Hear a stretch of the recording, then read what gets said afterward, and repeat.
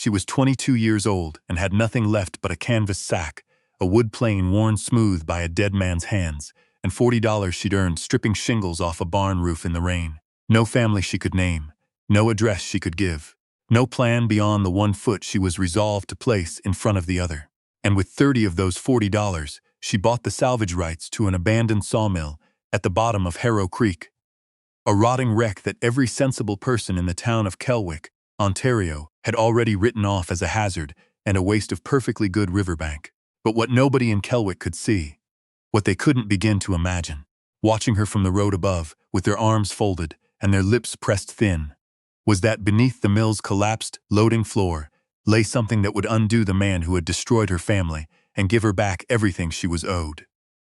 Pull up a chair and settle in close. And while you're getting comfortable, let us know in the comments where you're watching from tonight. We love knowing where this story finds you.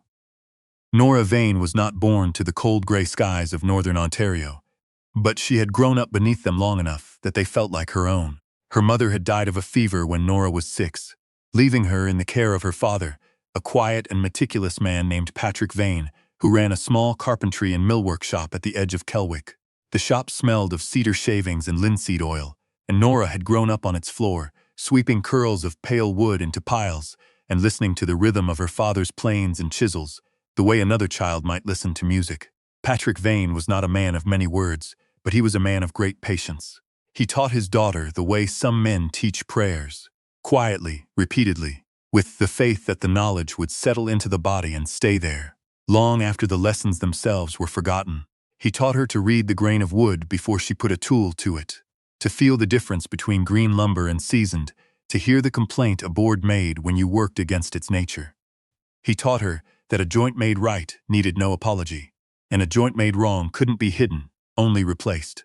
When Nora was 12, he forged her a small marking gauge from a piece of brass and a scavenged bolt, its fence shaped to sit perfectly in the cup of her palm. It was the first tool she had ever owned, and she kept it in her apron pocket every day she worked beside him. She was 17 when Patrick Vane died. Quietly, the way he had lived, a stroke that took him in his sleep one February night when the temperature dropped to 30 below. He left behind the shop, its tools, and a modest plot of land, and he left behind a debt to his brother-in-law, a man named Gerald Hasp, that Nora had not known existed until the week after the funeral. Gerald Hasp was her mother's brother, a man who had appeared at the edges of Nora's childhood, the way bad weather appears, announced by a drop in the air pressure, never quite welcome, never quite gone. He was a land agent and a moneylender, respected in Kellwick the way a dentist is respected, with a mixture of necessity and quiet dread. He wore good wool and kept his nails clean and had a way of smiling that never quite reached his eyes. Nora had never trusted him, but she had never had reason to confront him either. The document he produced, 5 days after her father was in the ground, was written in the careful language of legal obligation. It described loans made over a period of 11 years, for tools, for lumber stock, for a new water wheel, for repairs after the spring flood of 1901. The figures were precise and the language was airtight, and the total was a sum no 22-year-old woman in Kellwick could repay. At the bottom, in Gerald Hasp's own hand, was his proposed settlement. The shop, the tools, and the land would transfer to his name in full satisfaction of the debt. Nora would be given 2 weeks to vacate. She read the document twice, standing at the kitchen table in the house she had grown up in, her father's wood plane sitting on the shelf behind her, where it always sat. She knew the loans were real in some of them. Her father had borrowed for the water wheel, she remembered that. But the figures attached to each item were not the figures her father had ever mentioned, and there were entries for things she knew for certain her father had purchased outright with cash from the previous summer's contracts. She knew because she had stood beside him when he counted out the money, but knowing and proving were not the same thing. And Gerald Hasp had been a land agent for 30 years. She did not argue with him. She had inherited her father's understanding that certain men are made stronger by argument, that their power lives in the back and forth, and that silence sometimes is the only move that costs them nothing to take. She nodded, folded the document, and set it on the table. Gerald Hasp left looking faintly disappointed that she hadn't cried. She spent the next 2 weeks doing what her father had always done at the end of a day. She put things in order. She cleaned every tool in the shop, oiled the blades, hung the chisels on their rack in descending order of width. She swept the floor 3 times until it was as clean as wood could be. The morning the shop was supposed to transfer, she packed her canvas sack with 1 change of clothes, her father's marking gauge, his small shoulder plane, the one he had used for final fitting work, its iron set so fine it left wood feeling like satin, a tin of biscuits, a wedge of hard cheese, and a box of matches. She wrapped the plane in oilcloth and placed it at the top of the sack where she could reach it quickly. She walked out the front door without looking back. The sound of Gerald Hasp's boots on the shop floor followed her down the lane and then disappeared, replaced by the sound of wind off the lake. She had $38, a skill set that nobody in Kellwick had yet thought to pay a woman for, and absolutely nowhere to be. She walked south, away from the orderly streets of town, along the old mill road that followed Harrow Creek down through a long wooded valley. The road became a track, and the track became 2 ruts in the grass, and somewhere along the way, the weight of the last 2 weeks settled into her shoulders and she let herself feel it. Not despair, exactly, but the specific ache of a door closing. Her father was gone. The shop was gone. Whatever came next would have to be built from whatever she found lying around. She found it late that afternoon. The old Harrow Creek sawmill had been abandoned for at least a decade, maybe longer. It sat at the bend in the creek where the water ran fastest, tucked into a natural hollow between 2 limestone outcrops. The kind of sight that a century ago would have made a millwright go quiet with appreciation. The mill pond was silted up, and the dam was breached in 2 places. But the stonework of the foundation walls was still sound, the kind of careful masonry that the old-timers had done when they expected a thing to outlast them. The mill building itself was a different story. The roof had collapsed at the back corner, and the loading floor on the creek side had given way. Entirely, the planks splayed out into the shallow water like the ribs of something long dead. A rusted iron winch sat on its side in the weeds. The millstone was still there, half buried in silt, and the main gear assembly, though seized with rust and age, appeared largely intact. To the men of Kellwick, who occasionally rode past on the old road, it was an eyesore and a liability. It had been discussed at 2 different town council meetings in the past 5 years, mostly as a property problem that belonged to whoever held the title, which nobody could say for certain. It was the kind of place that people drove past quickly and looked away from. Nora sat on the top of the limestone foundation wall and looked at it for a very long time. She saw the millstone still solid, still true. She saw the gear assembly, seized but salvageable by someone who understood mechanism and had patience for rust. She saw the foundation walls, square and plumb and built to last another century. She saw the standing timbers of the main frame, 6x6 Douglas fir, weathered silver on the outside. But when she crossed the floor carefully and drove her thumbnail into the wood, hard and dry and sound all the way through, she saw the iron hardware on the collapsed door, hinges and pintles and straps, good metal that would clean up and hold. She saw not a ruin but a workshop, a home, a beginning. The salvage deed cost her $30, obtained from the county land office in town the next morning by a clerk who clearly thought she had made an error in wanting it. She signed the transfer paper, collected her copy, and walked back to the mill with the remaining $10 in her pocket and a very specific list in her head. The challenge was the loading floor. It had collapsed outward, the creekside wall having shifted on its footing, and the floor planks had gone down with it into 2 feet of moving water. The planks themselves were heavy Ontario pine, 2 inches thick and 12 inches wide, and they were exactly the material she needed to rebuild the floor and seal the interior against weather before the season turned. But they were underwater, jumbled, waterlogged, and pinned in places by the timber joists that had come down with them. The whole mess weighed, by her estimate, well over half a ton. She had herself a come-along hand winch she purchased for 6 of her remaining $10, and the things the land offered freely: leverage, angle, and time. She worked the problem the way her father had taught her to work a difficult joint, not by forcing it, but by understanding it. She spent the first day just looking, wading the creek in her boots, reading the way the timbers had fallen, identifying which pieces were bearing weight and which were simply lying there, finding the sequence in which things could move without bringing something else down. She sketched it on the back of an envelope with a carpenter's pencil. On the second day she began. She rigged the come-along to a stout maple on the bank, running the cable down to the heaviest joist, and began the slow work of shifting the load. It was not dramatic. It was grinding and repetitive and wet and cold, and the creek did not care about her schedule. But she was methodical in the way that her father had been methodical, working in short pulls and long pauses, re-rigging the cable, prying with the timber she had cut and shaped into a lever, feeling the system shift incrementally and reading what the shift meant for the next move. Her hands blistered, and the blisters broke, and the cold water numbed the pain, which was its own kind of mercy. Riders on the old mill road would slow their horses and watch. A man in a dray wagon called down that she was wasting her time. A woman with 2 children in the back of a buggy stopped long enough to shake her head before clicking her horse onward. Nora did not look up. She had learned from her father that the only audience worth performing for was the work itself, and the work was not interested in her opinions about it. On the afternoon of the 3rd day, the last of the major joists cleared the water, and she was able to begin pulling the planks free one by one, dragging them up the bank and stacking them in a row to dry. By the time the light went, she had 17 planks on the bank, and her arms were past the point of hurting. She made a fire in a ring of stones, and ate the last of the cheese and the second-to-last biscuit, and slept under a piece of salvaged canvas with her sack under her head and the sound of the creek in her ears. The next morning, she began the careful work of assessing the main structure. She started on the interior, moving methodically from the entrance toward the back where the roof had come down. She cleared debris, sorted material, lumber in one pile, rusted iron in another, stones back to the foundation wall. She was working in the far corner when her hand plane, which she had set blade up on a floor joist while she worked, slid from its perch and fell through a gap in the boards below. She went in after it without thinking.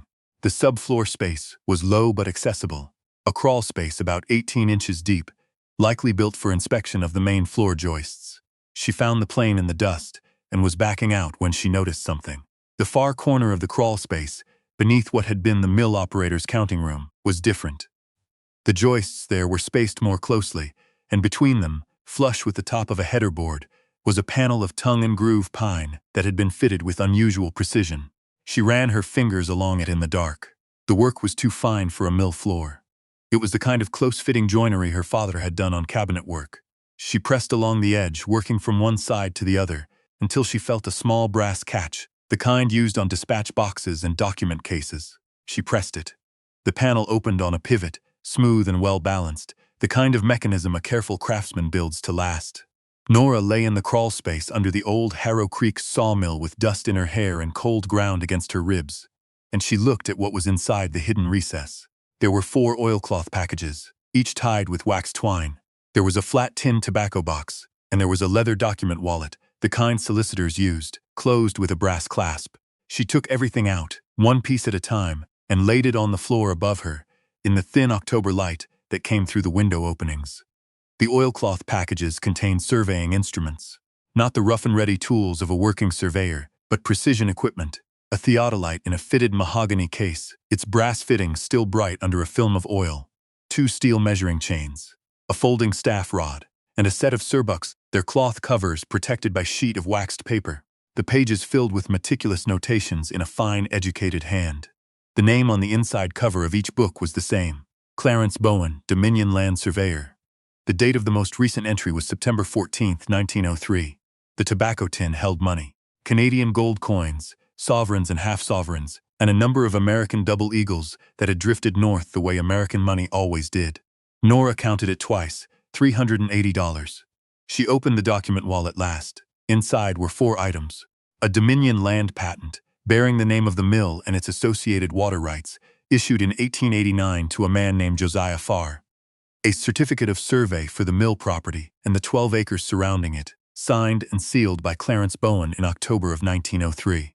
A letter, handwritten, addressed to someone identified only as R, warning that the survey findings were being suppressed and that the writer feared for his safety if he made the results public.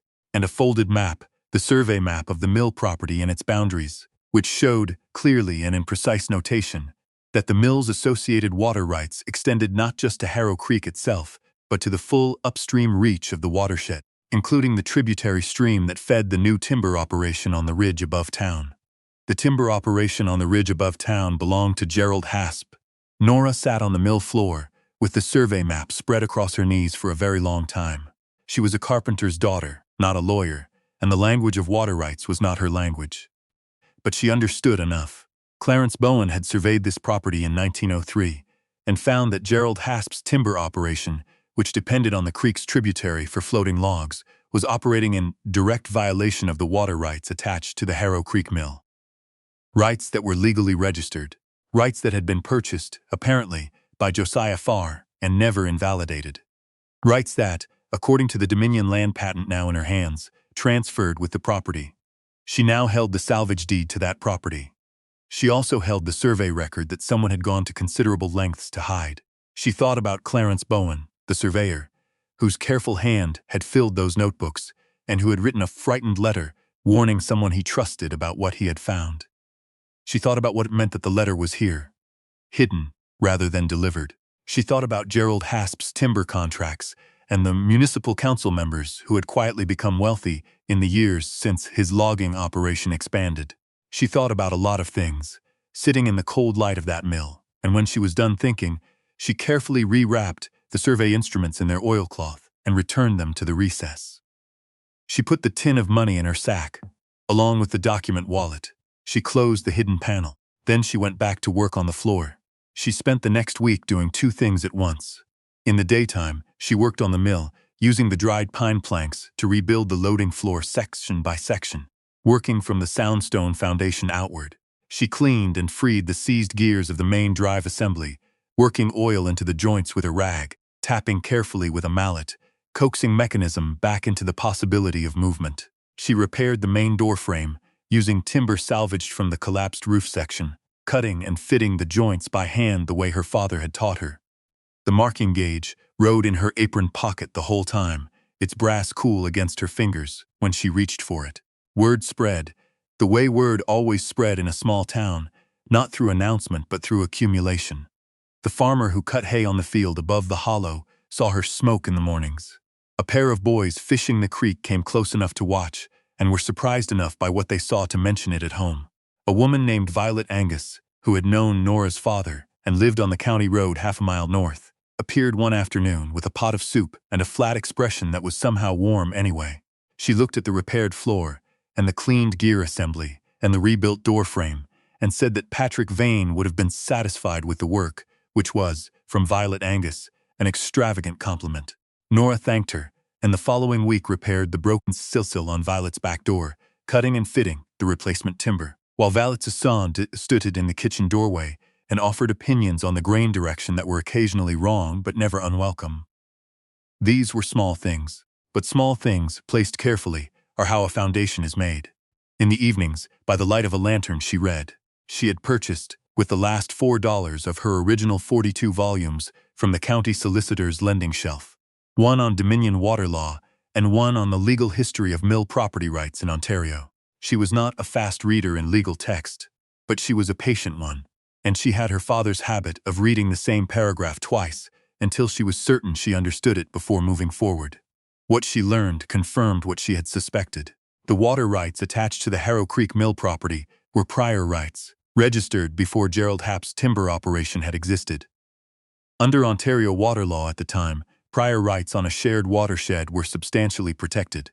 Hasp's operation had been using water it was not legally entitled to use, and had been doing so for at least 3 years, possibly longer, since the survey that would have revealed the conflict had been hidden rather than filed. She needed one thing: someone with the authority to act on what she had found, and the independence to do it without Gerald Hasp knowing first. She found her in the form of Margaret Colby, the regional inspector for the Dominion Department of the Interior, who came through Kellwick on a quarterly circuit, and who was, by reputation, a woman who had once fined a sitting MP's cousin for an unlicensed weir and showed no visible remorse about it. Nora intercepted her on the road into town, standing in the track with the document wallet under her arm and her father's plane hanging from a loop on her sack. Margaret Colby pulled her horse to a stop and looked down at the young woman in the worn coat with sawdust in her hair and the particular expression of someone who has made up their mind. "Inspector," Nora said, "I have something you'll want to see." Margaret Colby was not a woman who wasted time on skepticism when action was available. She dismounted, tied her horse to a birch, and followed Nora down the creek track to the mill. She was silent for a long time after reading the survey books and the document wallet, turning pages with the careful focus of someone cataloging rather than merely reading. She looked at the land patent. She looked at the survey map. She read Clarence Bowen's letter twice. Then she walked outside and stood on the rebuilt loading floor and looked at the mill and the creek and the hillside above. And Nora could see her calculating, in the way that people who understand systems calculate. Not just what was wrong, but what the wrongness implied about everything around it.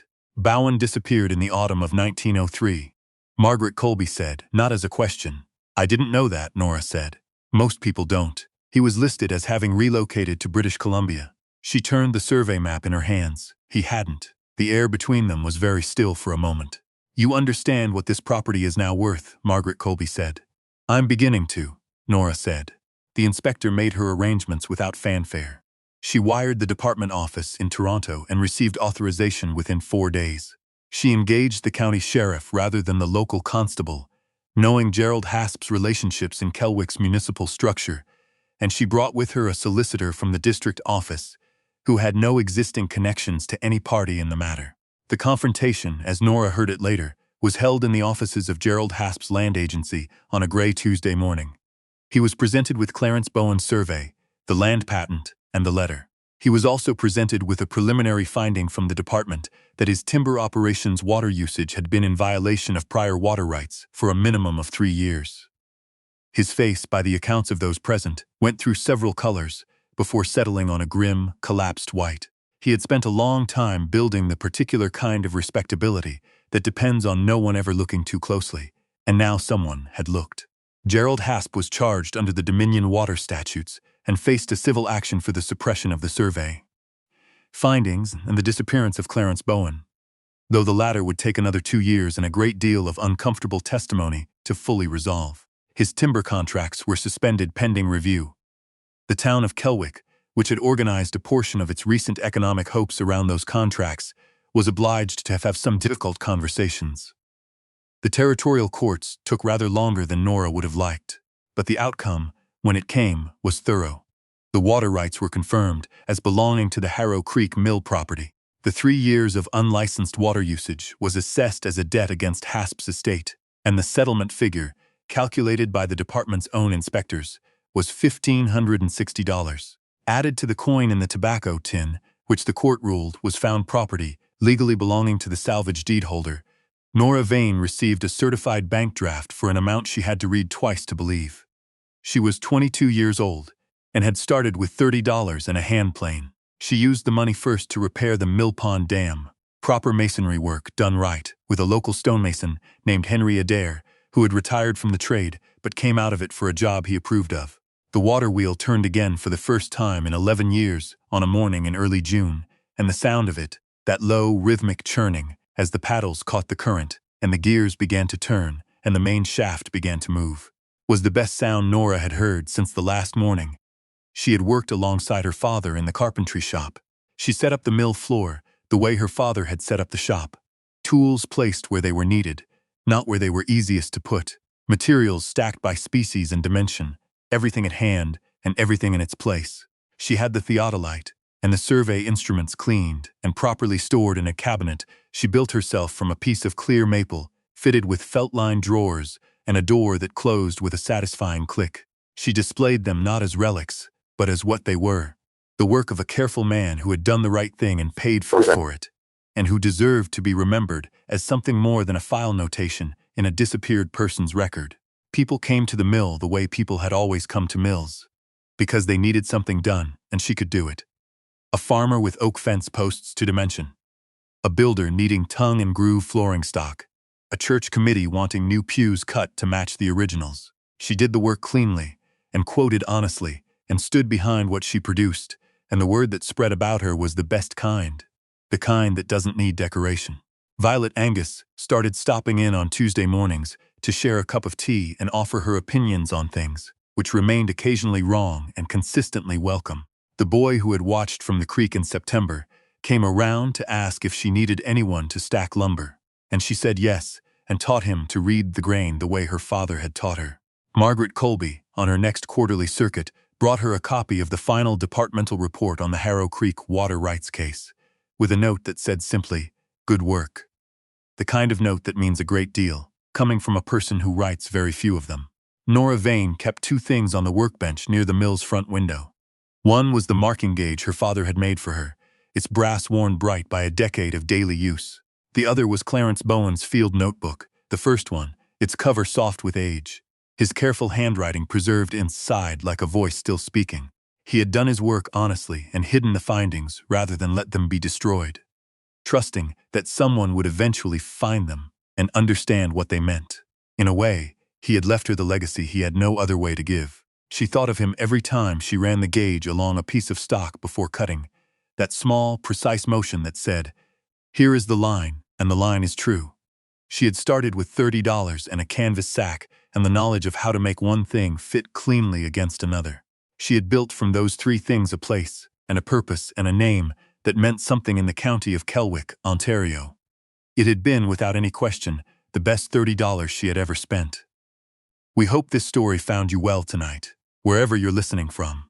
Before you go, we'd like to ask you something, and we genuinely want to hear your answer in the comments below. Nora found value in a wreck that everyone else had written off.